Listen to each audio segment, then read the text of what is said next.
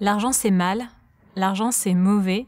L'argent, ça peut nous transformer en une mauvaise personne. Voilà un peu toutes les croyances qu'on peut avoir vis-à-vis de l'argent et du fait d'en gagner. Et ce qui est paradoxal là-dedans, c'est que en même temps, on a besoin d'argent pour vivre.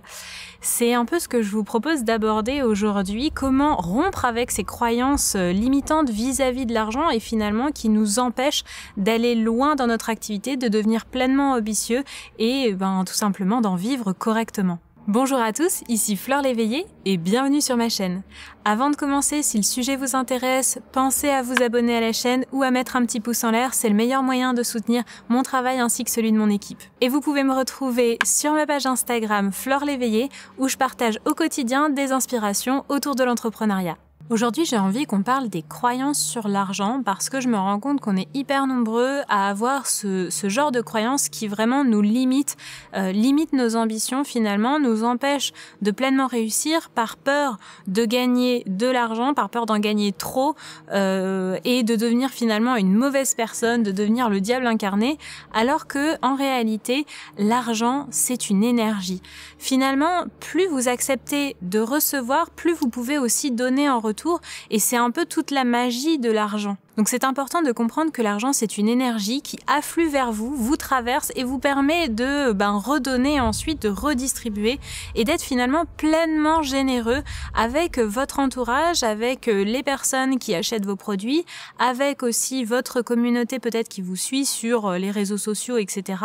Et c'est vraiment important d'avoir ça en tête parce que si vous courez après le moindre centime, si vous êtes dans cette peur d'avoir trop d'argent et dans cette peur de manquer d'argent aussi en retour, parce que finalement c'est un peu la face cachée du manque d'argent, de ne pas vouloir gagner trop d'argent, et vous ne pouvez pas être pleinement généreux avec vos clients et vos potentiels clients. Quand vous proposez un tarif bas et que vous sous-estimez un peu votre travail parce que vous ne voulez pas demander trop, par peur que ce soit trop cher, par peur de gagner trop d'argent, par peur de devenir finalement cupide ou avide comme je peux parfois l'entendre, et finalement vous allez, il y a de fortes chances que vous allez compter le temps que vous allez passer avec vos clients, vous n'allez pas trop vous investir parce que justement quand même le temps c'est de l'argent, que si votre consultation est à 30 €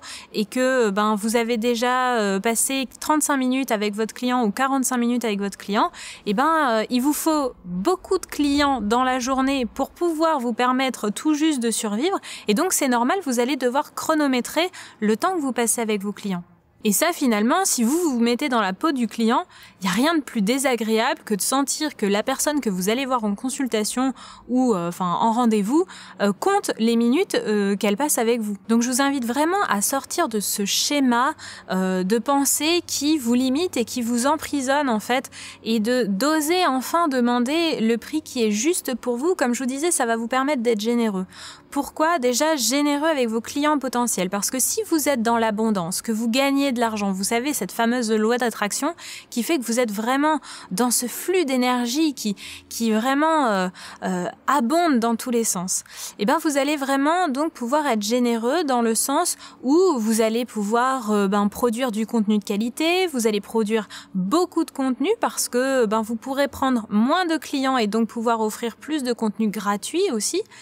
Et puis, avec vos clients à titre, ceux qui vous ont payé, vous allez vous dire, comme il m'a payé vraiment cher, je vais vraiment tout donner pour cette personne. Faut que je l'épate, faut que ce soit le meilleur accompagnement de sa vie. Et donc, vous allez vraiment tout donner à votre client. Alors que finalement, si vous êtes payé à un prix en dessous, vous allez vous dire, déjà, je lui accorde 45 minutes de mon temps, ou 1 heure, ou 1 heure et demie, faut pas trop abuser non plus. Et donc, finalement, vous êtes plus dans cette générosité. D'où l'intérêt de mettre un tarif qui va être élevé, d'oser demander le tarif qui est juste pour vous, d'oser gagner de l'argent, parce que ça va vous permettre vraiment d'être généreux. Et en plus de ça, la magie dans tout ça, c'est que si vous gagnez de l'argent, vous allez pouvoir la redistribuer, par exemple, en embauchant des gens avec vous. Donc vous allez créer de l'emploi en plus de ça. Donc finalement, cette notion de si je gagne de l'argent, je deviens une mauvaise personne, est-ce qu'elle est vraiment vraie? Il y a quand même beaucoup de questions à se poser à ce niveau-là. C'est vous qui allez décider de comment vous allez employer votre argent, tout simplement. Après, souvent, ce que j'entends, c'est oui, mais si je mets un tarif élevé, je vais avoir moins de clients. Alors oui, en effet, vous pouvez potentiellement avoir moins de clients. Et là, c'est assez intéressant aussi de vous dire, est-ce que déjà, vous avez envie de vous adresser à tout le monde, ou au contraire, est-ce que vous avez envie de cibler certaines personnes? Comme je le dis souvent, en voulant toucher tout le monde, on ne touche personne. Et donc c'est assez intéressant parce qu'en fait, le prix que vous allez fixer, ça peut aussi vous permettre de filtrer les personnes que vous souhaitez avoir. Et moi, par exemple, j'ai fait le choix plutôt d'avoir un prix élevé et ça me permet de filtrer et de n'avoir que des personnes qui sont 100% investies, qui sont hyper motivées, qui savent qu'elles veulent à tout prix développer leur activité et donc je sais qu'on va pouvoir vraiment aller loin. Donc finalement, l'argent, ce n'est pas un frein pour vos futurs clients, mais ça vous permet de filtrer les personnes avec qui vous avez envie de travailler. Et toujours dans cette idée de oui, mais si je mets cher, je vais avoir moins de clients, je trouve ça assez intéressant. J'aime bien prendre souvent cette analogie de vous allez au supermarché et vous voyez 2 paquets de gâteaux. Vous en voyez un en prix discount et vraiment un prix pas cher. Et puis vous voyez, finalement, ce sont les mêmes gâteaux mais avec un autre emballage et un prix plus élevé. Lequel des deux vous allez choisir ? Et en fait, finalement, ce que ça veut dire, c'est que la rareté crée la valeur. Donc, vous allez peut-être mettre plus élevé, vous allez prendre moins de clients, donc vous allez mieux vous rémunérer quand même. En fait, finalement, en travaillant 2 fois moins, vous allez avoir la même somme d'argent. Donc, vous allez pouvoir créer davantage de contenu, c'est ce que je vous disais tout à l'heure. Et en plus de ça, les gens vont se dire « Ah, mais il n'y a pas beaucoup de place, donc si je veux travailler avec cette personne-là, il faut que je saute sur l'occasion. » Et donc, c'est assez intéressant parce que ça va créer de la valeur autour de ce que vous proposez. Et vous voyez que ça va donner encore plus de légitimité à ce que vous offrez parce que, comme cette analogie avec les 2 paquets de gâteaux, finalement, si vous mettez un prix discount, on va se dire « Ah, c'est cheap, c'est peut-être pas très bien, c'est peut-être pas terrible, peut-être que la personne, elle sait pas trop ce qu'elle fait, elle connaît pas, etc. » Alors que si vous mettez un prix élevé, on va se dire « Ok, c'est une experte, etc. » Ça veut pas dire, l'idée, c'est pas d'embrouiller vos clients et de les induire en erreur par rapport à vos capacités. C'est pas du tout ce que je dis. L'idée, c'est plutôt au contraire de valoriser ce que vous savez faire. N'ayez pas honte de dire, oui, je vaux ce prix-là.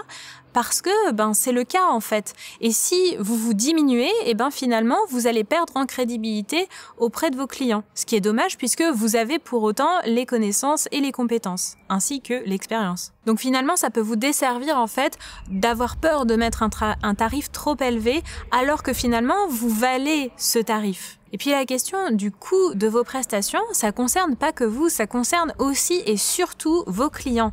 Ne vous mettez pas à la place de vos clients parce que vous ne savez pas quel est leur budget à eux, quel est leur revenu.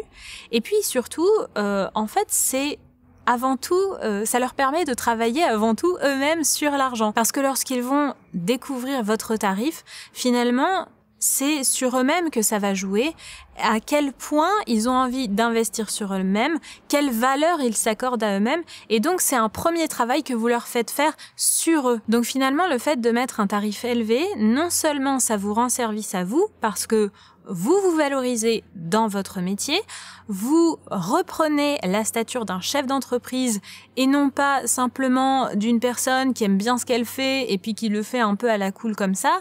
En plus, vous pouvez permettre d'offrir de l'emploi à d'autres personnes. Vous vous remettez dans ce chemin d'abondance, dans ce flux d'abondance et de richesse qui va vers vous, à travers vous et vers les autres. Et en plus de ça, vous permettez à vos clients de travailler sur eux et de dépasser leur peur de l'argent, de travailler sur leur confiance en eux et sur la confiance qu'ils ont dans leur potentiel à investir sur eux-mêmes, à croire suffisamment en eux pour investir sur eux-mêmes.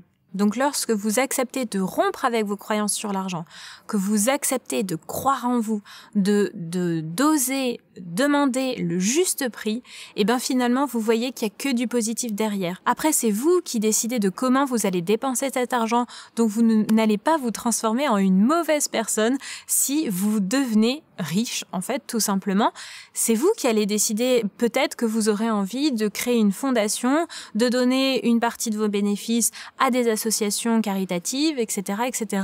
C'est vous qui allez décider, en fait. Et du coup, ça ne peut être que du positif. Et ça veut pas dire en retour que vous allez prôner une société de consommation, que vous allez devenir le prochain Bill Gates, etc. Vous pouvez vraiment créer de magnifiques choses, justement, grâce au fait que vous avez gagné de l'argent. Voilà, j'espère que cette vidéo, elle vous sera utile et qu'elle va vraiment vous aider à rompre avec ces croyances limitantes qui vous bloquent dans vos ambitions. Moi, je suis très curieuse d'avoir vos avis, d'avoir vos ressentis, de savoir un peu comment vous vivez ça au quotidien. Est-ce que c'est quelque chose qui vous bloque et peut-être est-ce que vous avez d'autres arguments pour rompre avec ces croyances limitantes ou des outils que vous utilisez au quotidien. Voilà, dites-moi tout en commentaire. Et puis surtout, si elle vous a plu, mettez un petit pouce en l'air. Je vous remercie infiniment de m'avoir écouté jusqu'au bout. Et puis, je vous dis à la semaine prochaine.